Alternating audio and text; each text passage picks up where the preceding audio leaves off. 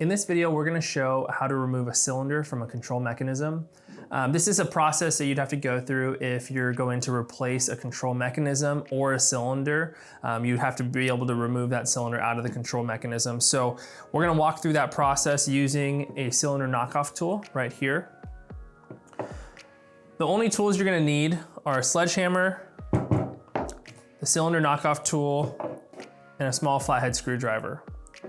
The first thing we're gonna do is remove the base from the cylinder itself.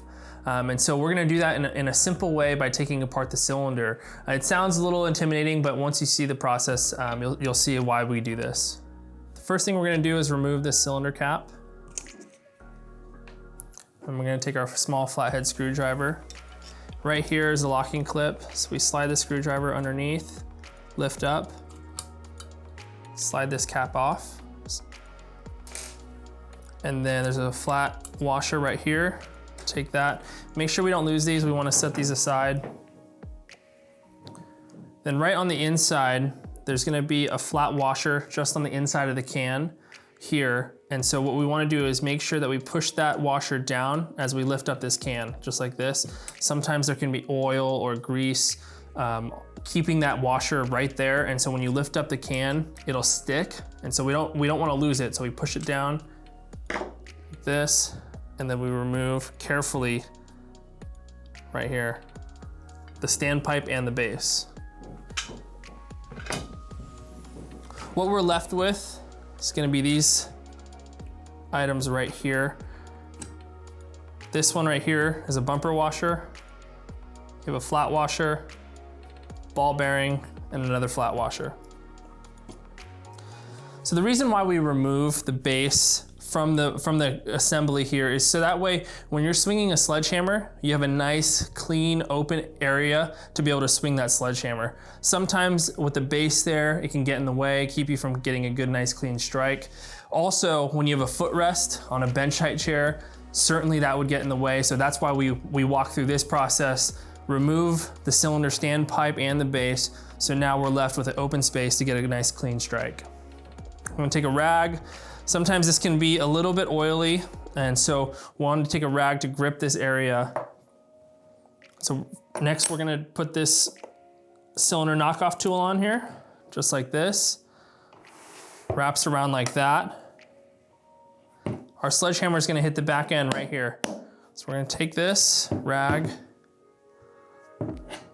lift up a bit, just like this, and we're gonna strike down right on this spot right here.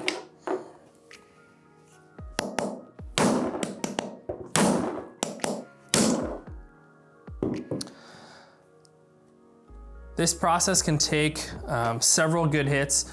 The reason why is because when this cylinder is in use for many years, it's just a friction fit that keeps it in the control mechanism. And so over the years, when someone uses the chair, that cylinder is just getting impacted and impacted deeper and deeper and tighter into the control.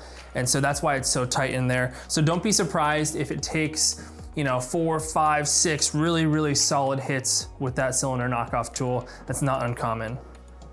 Once you've removed the cylinder from the control mechanism, if you're gonna do a control mechanism replacement, then you would remove these bolts, put the new control on, put the bolts back in, and then we would reassemble the cylinder. If you're gonna do a cylinder replacement, you're gonna take the standpipe that was in that base, knock the standpipe out, use the new cylinder, put the cylinder into the mechanism, put the base back on, and your chair's ready to go. But we're gonna walk you through the steps to reassemble the cylinder. So we take the cylinder piston right here, stick it back into the control, and then we're gonna reassemble the pieces. First piece here is the bumper washer. Then we have the flat washer with the tight inner ring. Then we go to the ball bearing. Then we have the dark flat washer with the larger diameter inner ring, just like that. And then that's when our standpipe comes back on right here. So you gotta be careful right here, inserting the standpipe back on, just like that. Then we take our flat washer here, put that back on, and then our locking clip right here snaps into place, just like that. Once this is all in, again, this cylinder is just held on by friction, so you might be able to wiggle this free. That's okay. Once we insert that in, flip the chair over, sit on it a couple times, that connection is going to become very solid and you're going to be good to go. If you need to swap out a cylinder and you don't have a cylinder removal tool, another way that you can do it is with a mid-sized pipe wrench. We recommend about an 18-inch pipe wrench. It gives you enough size to get a good amount of torque, but yet still not so big that it's unwieldy and hard to use underneath a chair.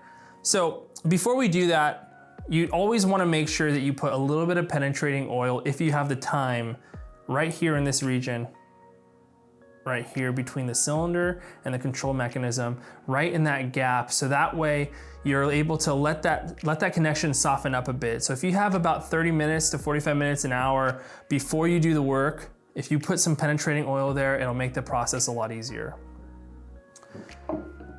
Once you do that, you want to flip the chair over on its side, just like this. You want to have 2 legs firmly planted on the ground on one side, and then you turn the chair sideways using the backrest as another stable point. So that way when you're twisting the piston here, you have the stability of the base and then the stability of the backrest right here.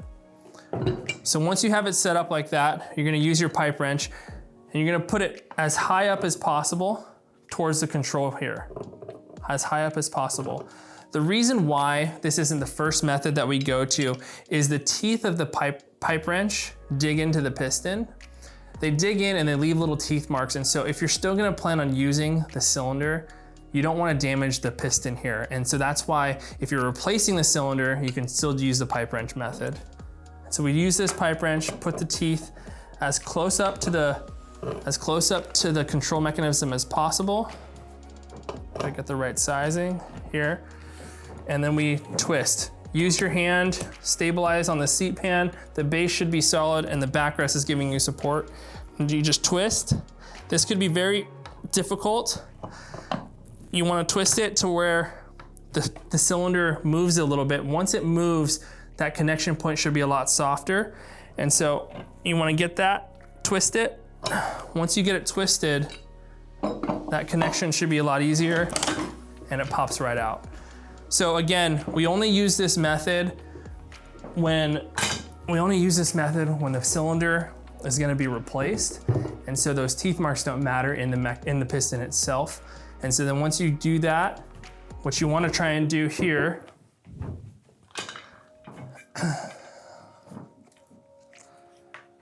knock this cylinder out of the base. You put your new cylinder into the base, drop your chair back on top of the cylinder, and you're good to go. So if you have any questions about this process of removing cylinders from the control mechanisms or anything that you've seen in this video, feel free to contact us at our office and we'd love to talk with you.